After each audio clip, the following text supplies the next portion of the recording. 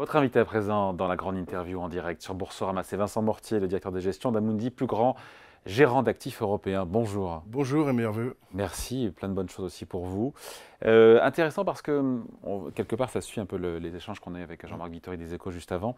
On a la BCE, c'était juste avant les vacances. Je rappelle le replay aussi à voir du gouverneur de la Banque de France qui était chez nous le lendemain pour parler de l'inflation notamment. La BCE a mis à jour ses prévisions macroéconomiques et elle prévoit 2,7% d'inflation en moyenne en zone euro pour cette année. 2,1% en 2025. Vous y croyez ou pas?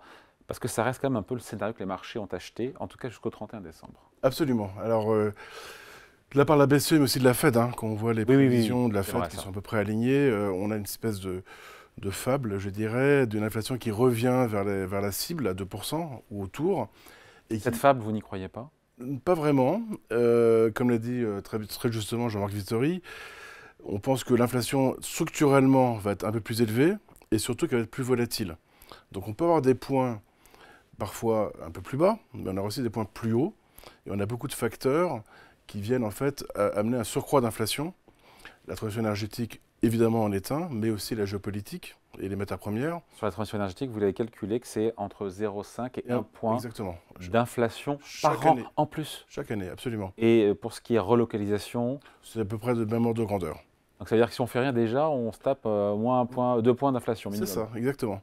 Sans parler de toutes les perturbations sur, là on l'a vu, avec le Moyen-Orient et le coût du fret qui explose en raison du détournement des bateaux. Donc on a des facteurs aussi exogènes. Donc on ne reviendra pas, ou est-ce qu'on reviendra peut-être à 2%, sous 2%, mais on n'y restera Alors, pas très longtemps? si on revient à 2%, ça veut dire qu'en fait, compte tenu des facteurs que j'ai cités, C'est une récession. ça veut dire qu'on est en déflation en fait dans l'ancien système. Et donc finalement, cette cible de 2%, est-ce qu'elle est toujours adaptée à notre environnement actuel? Ah, le gouverneur de la Banque de France à qui j'ai posé la question, François Villard de Gallo, juste avant les vacances, m'a dit oui. Hein. Alors, ce serait compliqué, à mon avis, pour lui de dire autre chose. Nous, on pense que la BCE, typiquement, si l'inflation s'ancre vers 2,5-3%, ce qui est notre scénario, elle l'acceptera. C'est parce qu'en fait, c'est une cible, 2%, c'est une cible de long terme. Donc on peut avoir 3%, on peut avoir 1%. Tant que la moyenne long terme c'est 10 ans ou plus, est vers 2%, la BCE acceptera et du coup baissera ses taux, puisque la conjoncture est quand même assez morose. Donc, Donc baisse de taux. donc ça veut dire que même si l'inflation devait se stabiliser, ce que Patrick Artus nous disait, Mm. 3,5% d'inflation en zone euro l'année prochaine, enfin cette année, pas en 2024. En tout cas, reflux de l'inflation moins fort que ce qui est attendu par les marchés. Que fait la Banque Centrale Européenne? Selon vous, elle baisse quand même ses taux pour les raisons que vous venez d'exposer, notamment cette année, Alors, peut-être plus tard que oui, prévu. en fait, elle va baisser sans doute ses taux cette année pour deux raisons. La première, c'est parce que la Fed va baisser ses taux, et la BCE ne peut pas être trop suiveuse, déjà pour des raisons de parité de change. C'est-à-dire que si l'euro se renforce beaucoup par rapport au dollar, ça pose d'autres problèmes en Europe. Elle doit être suiveuse sous peine d'avoir Oui, de trop gros décalages voilà. sur les taux de Donc change. elle ne peut pas attendre trop longtemps après la Fed, Ouais. sinon l'euro va trop s'apprécier. Fait qui baissera a priori, disent certains, enfin, pas avant mai. Alors nous, on a plutôt juin, juillet Ouais. comme horizon, mais milieu d'année. Ce qui n'est pas le scénario des marchés, encore une fois. Non, Les on est marchés d'accord. attendaient mars, maintenant ils attendent mai. Oui, bon, le marché change assez vite Ouais. d'anticipation. Le marché est un peu optimiste et a terminé l'année quand même en fanfare sur des bases un peu optimistes. L'autre raison pour laquelle la BCE va sans doute être plus réactive et va baisser ses taux, c'est en raison de la conjoncture. C'est-à-dire qu'on a une photo de conjoncture en Europe, notamment en Allemagne, qui est quand même négative. Mm. Donc on a une prévision de croissance cette année en zone euro qui est de 0,7, Mm. ce qui est quand même pas très très gras, Mm. avec une révision à la baisse graduelle. Donc on peut avoir une récession aux États-Unis, mais aussi en Europe. Et là, le On peut mandat... ou on l'a évité? Parce que globalement, on a évité la récession jusqu'à présent, malgré tous Oui, les chocs qu'on a subis. Hein. alors, alors, aux États-Unis, on l'a évité, mais c'est juste un retard. On l'a évité grâce à l'ampleur des dépenses publiques. 8% du PIB aux États-Unis, Le déficit public, c'est 8% du PIB. Hein. quand même. Ouais. Dans un pays en plein emploi, c'est quand même un chiffre extraordinaire. Alors que nous, on est à 3% zone euro. Oui, Et on a moins de croissance. Cherchez l'erreur. on est d'accord. Et, et aux États-Unis, on a aussi eu les ménages ont beaucoup dépensé. Et toute leur épargne Covid, quasiment, a été dépensée. En Europe, ce n'est pas le cas. Heureusement, en Europe, on a encore ces bas de laine de précaution, hein, effectivement, comme disait Jean-Marc, qui sont toujours là. Mais la conjoncture est quand même, on est proche de zéro de croissance. Et la baisse. Donc ça va encourager les banques centrales à agir. Oui. Juin, juillet pour la Fed et donc plutôt deuxième semestre pour la BCE. Exactement. Mais avec une moindre ampleur. Donc à la fois on décale dans le temps avec une moindre ampleur. Le début. Le point de départ est moins élevé aussi.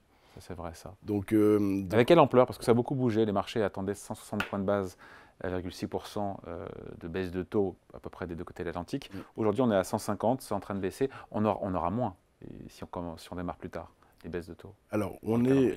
Ouais. Nous, on est sur un scénario vers les 150 points de base, toujours. Donc, c'est-à-dire, en fait, des baisses de taux qui ne seront pas à coût de 25 points de base, mais parfois à coût de 50. Donc, démarrage plus tardif dans le calendrier. Voilà, mais avec, comme la hausse a été aussi parfois brutale, avec un ajustement assez fort, justement compte tenu de cette dégradation de l'environnement macroéconomique, avec toujours la crainte d'arriver trop tard et de casser la croissance. Ouais, enfin, en même temps, aux États-Unis, on avait les chiffres d'emploi. Ils étaient bons, même s'il faut gratter un peu. Oui, il faut gratter un peu. Il faut gratter un peu, mais quand même, facialement, ils sont bons, quoi. Je veux dire, encore sur le mois de décembre, quoi. Alors, ils sont tout à fait corrects. Ils sont même bons. On voit quand même ici ou là, c'est-à-dire qu'ils sont concentrés dans quelques secteurs. Hein. Ouais. Les créations d'emplois sont très concentrées. La participation au marché de l'emploi a baissé.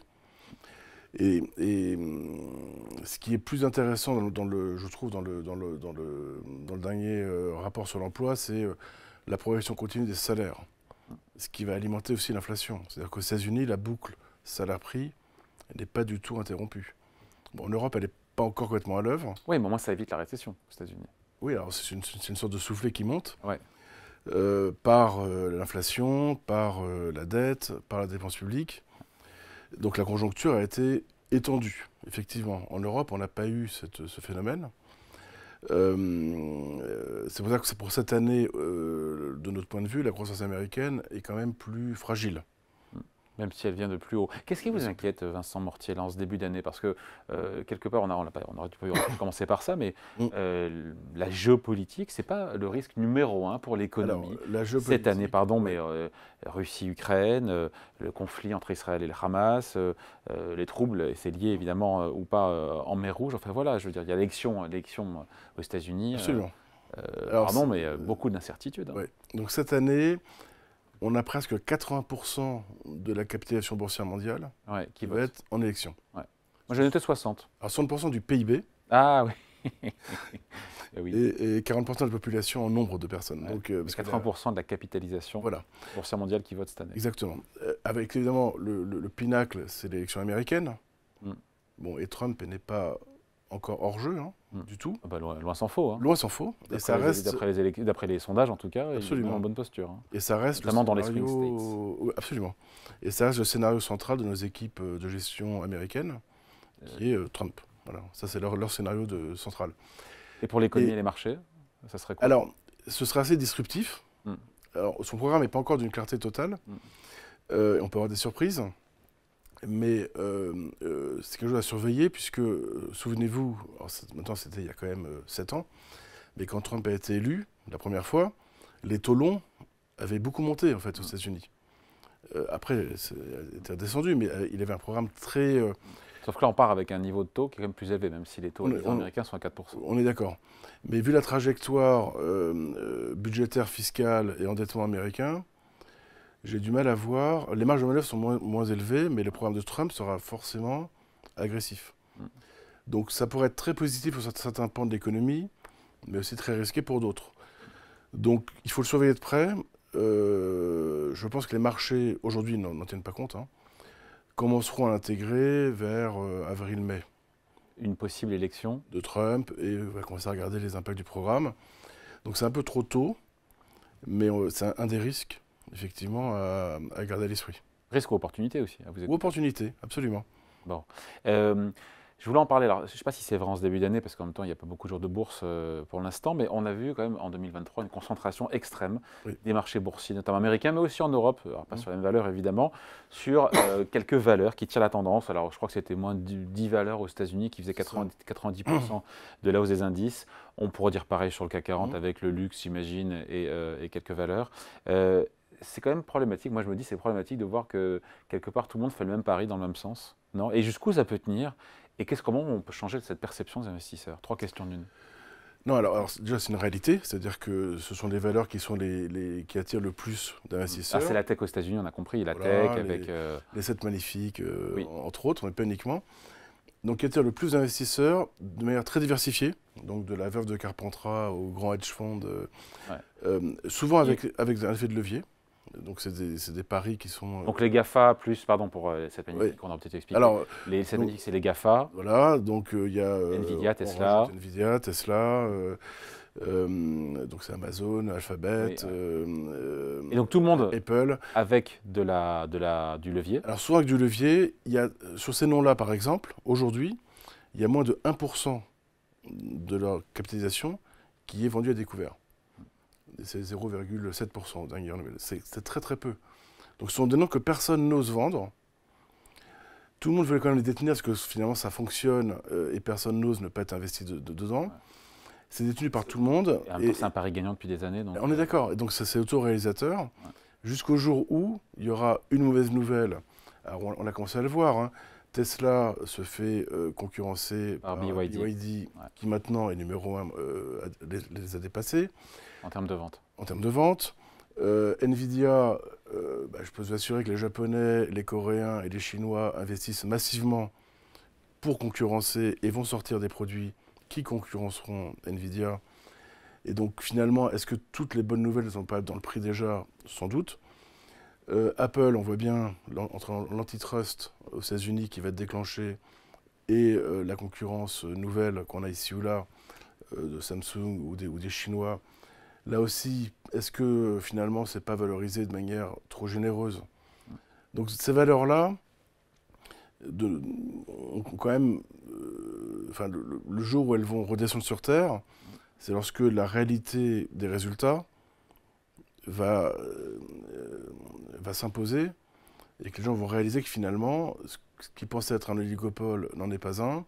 Donc quelque part, vous conseillez, entre guillemets, de shorter les GAFA? Alors, il vaut mieux, de notre point de vue, aujourd'hui, être sous-pondéré, alors shorter complètement peut-être pas, mais, mais être sous-pondéré, c'est très grosses valeurs qui capitalisent 30, 40, 50 fois les bénéfices, et d'être surpondéré des valeurs moyennes, typiquement, qui elles sont pas chères, ou des valeurs traditionnelles, un peu ennuyeuses, mais qui ont une robustesse de bilan, une visibilité. Ne pas oublier les marchés émergents, Asie, Amérique latine, qui sont quand même pas chers aujourd'hui. Mais pas la Chine. Si, la Chine La Chine aussi. Ah oui. Personne n'en veut de la Chine. Hein. On est d'accord, c'est pour ça que c'est intéressant.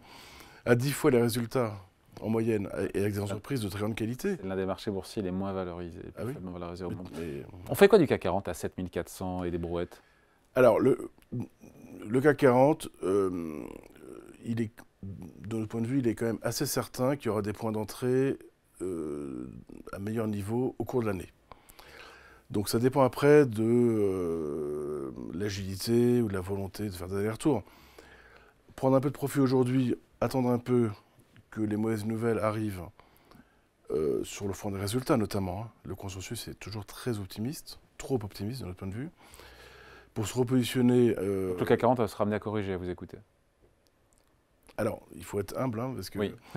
y a les fondamentaux, et puis il y a le sentiment et le positionnement. Donc sur les fondamentaux, le CAC 40 est un peu cher. Moins cher que les États-Unis, c'est sûr. Comme toujours.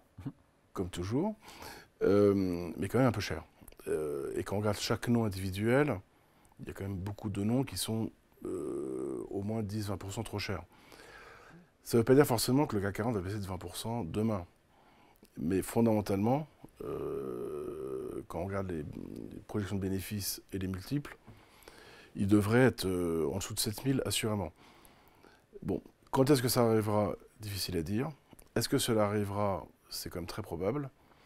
Donc, prendre un peu de profit, parquer en monétaire ou attendre un peu pour redéployer le moment venu, c'est pas une stratégie complètement idiote aujourd'hui. On peut le faire aussi de manière optionnelle. Hein.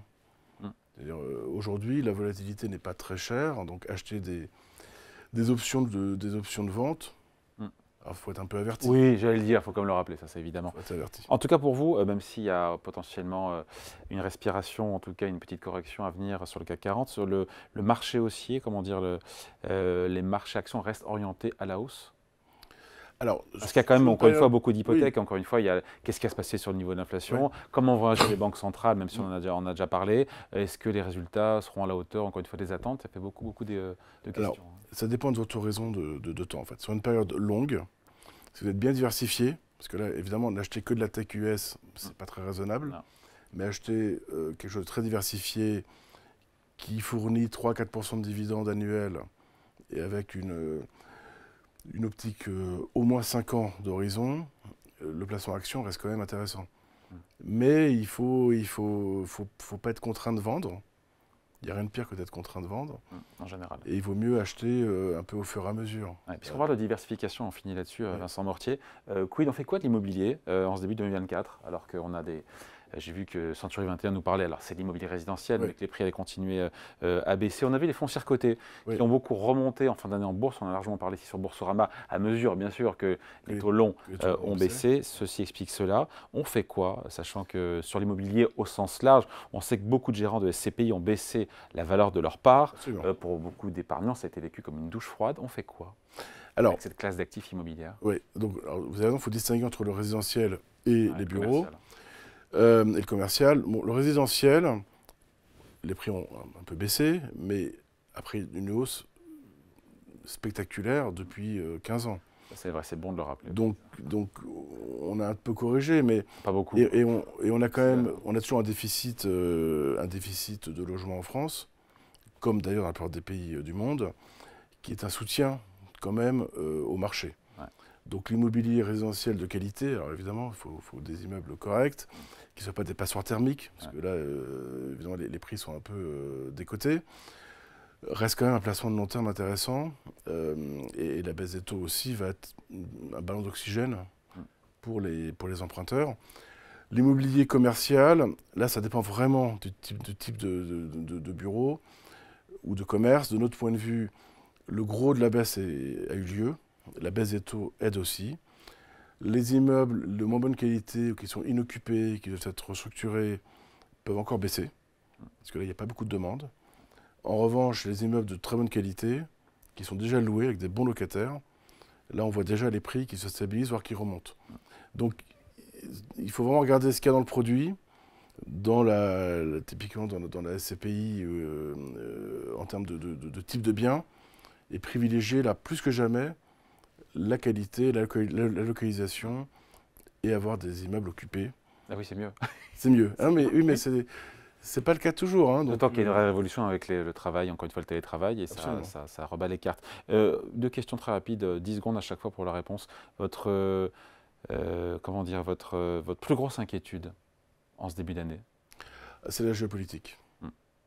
Sur lequel on n'a pas la main? Non. Voilà. Et votre seule et unique certitude? Ça, c'est une bonne question. C'est que... On parle des marchés financiers, bien sûr. Oui, bien sûr. De la macroéconomie. Hein.